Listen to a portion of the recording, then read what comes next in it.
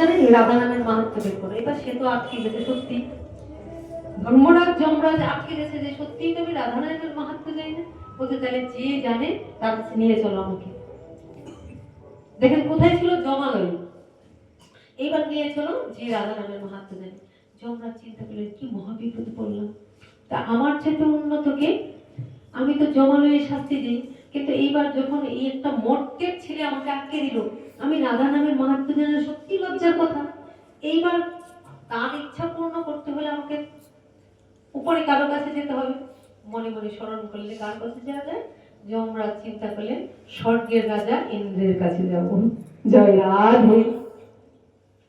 স্বর্গের রাজা ইন্দ্রের কাছে গেল। ইন্দ্রের কাছে ইন্দ্র দেখছে কি ব্যাপার, যমরাজ একটা ছেলেকে, মর্তের একটা ছেলেকে নিয়ে আসছে, কি ব্যাপার? বলছে আমাকে নিয়ে চলো। যমরাজ কি করে নিয়ে চলছে? যমরাজ তাকে নিয়ে কাঁধে করে নিয়ে চলছে। বলছে আমি তো এইভাবে যাবো না, আমি তো এইভাবে পারবো না, আমাকে কাঁধে নিয়ে চলো। যমরাজ তাকে কাঁধে নিয়ে। এইবার সর্বনাশ, এ কি কথা! এবার ইন্দ্র বলছে যে আপনি যমরাজ সবার শাস্তি দেন, অথচ আপনাকে শাস্তি দিচ্ছে, আপনি কাঁধে করে নিয়ে আসছেন। বলে আমি যে প্রশ্নের উত্তর পাচ্ছি না, রাধা নামের মাহাত্ম্য পাচ্ছি না, তাই শাস্তি। এবার ইন্দ্রকে বলছে যে বলো রাধা নামের কি মাহাত্ম্য? ইন্দ্র সর্বনাশ, আমি স্বর্গের রাজা হতে পারি, কিন্তু আমি তো কৃষ্ণকে জানি, কিন্তু রাধা নামের মাহাত্ম্য তো জানি না। দেখেন কোথায় গেল? জমালয় থেকে, নরক থেকে গেল স্বর্গে। আমি তো রাধা নামের মাহাত্ম্য জানি না। বলছে তুমিও জানো না? তুমি রাজা হয়ে বসে আছো, দেবতাদের রাজা হয়ে তুমি রাজত্ব করছো, অথচ সামান্য রাধা নামের মাহাত্ম্য জানো না? চল, তোমার যেতে উপরে কে আছে তার কাছে নিয়ে যাও। এবার ইন্দ্র বিপদে পড়েছে, যেহেতু জানছে না উত্তর বের করতে হবে। মর্তের মানুষ কি করতে পারে জানেন? এই হলো মর্ত ধাম, আমাদের ভজনের স্থান। এই আমরা ভজন করি এই জায়গায়। বলে চলো। এইবার যমরাজ আর ইন্দ্র রাজা হয়ে কি হবে, আর যমরাজ দণ্ড দিলে কি হবে, ধর্মরাজ হলে কি হবে, দুইজনে মিলে তাকে নিয়ে চলছে। দুইজনে মিলে ওই রাধে রাধে রাধে রাধে করে চলছে। কোথায় যাবে? বলছে এক কাজ করি। ইন্দ্র চিন্তা করছে ব্রহ্মার কাছে যাই। ব্রহ্মার কাছে মানে ব্রহ্মলোকে চলে গেলেন। স্বর্গ থেকে গেল তারা ব্রহ্মলোকে।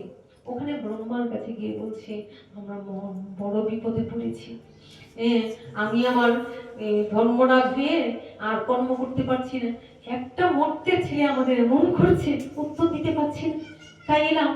আমার ইন্দ্র বলছে আমি স্বর্গের রাজা, আমার রাজ্য পরিচালনা করতে হয়, কিন্তু ওর কাছে তো আমি আটকে গেছি।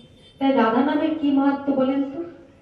ব্রহ্মা বলছে আমি বিষ্ণুর নাভি পদ্ম থেকে বেরিয়েছি, আমি তারই পুত্র। ব্রহ্মা, আমি ব্রহ্ম জ্ঞানে অধিষ্ঠিত, আমি সব, আমার কাছে এমন কোনো জ্ঞান নেই যে তুমি জানবে না, আমি সমস্ত জ্ঞান জানিয়ে দিব, ব্রহ্ম জ্ঞানে অধিষ্ঠিত। কিন্তু আমি তো রাধা নামের অর্থ জানি না গো। বলছে তুমিও জানো না? তুমি ব্রহ্মলোকে থাকো, তাহলে চলো কোথায় আছে? এবার তিনজনে মিলে কি করবেন? এবার তিনজনে মিলে একটা পালকি তৈরি করলো। এবার পালকি ধরে তারা রাধে রাধে রাধে রাধে রাধে রাধে করে যাচ্ছে। কোথায় যাবে? ব্রহ্মা বলছে আমি তো জানি না। বলছে তাহলে তুমি জানো না, তুমি বসে থাকলে হবে না, তুমিও চলো। তুমিও তো জানো না, ওরা দুজন জানে না, তুমিও জানো না, তাহলে তিনজন এবার চলো। এবার তিনজন তাকে পালকিতে বসিয়ে তিনজন পালকি ধরে নিয়ে ছুটছে। কোথায়? ব্রহ্মা চিন্তা করলেন আমি তার পুত্র হয়ে ব্রহ্মজ্ঞানে অধিষ্ঠিত হয়েও আমি রাধা নামের মাহাত্ম্য জানি না, কিন্তু চোখ বন্ধ করে কে কৈলাসে বসে থাকে দেবাদিদেব মহাদেব, যে কিনা চোখ বন্ধ করে ভগবানের ধ্যানে বিভোর থাকে, চল তার কাছে, দেবাদিদেব মহাদেবের কাছে। তারা গিয়ে হাজির হলো দেবাদিদেব মহাদেবের কাছে।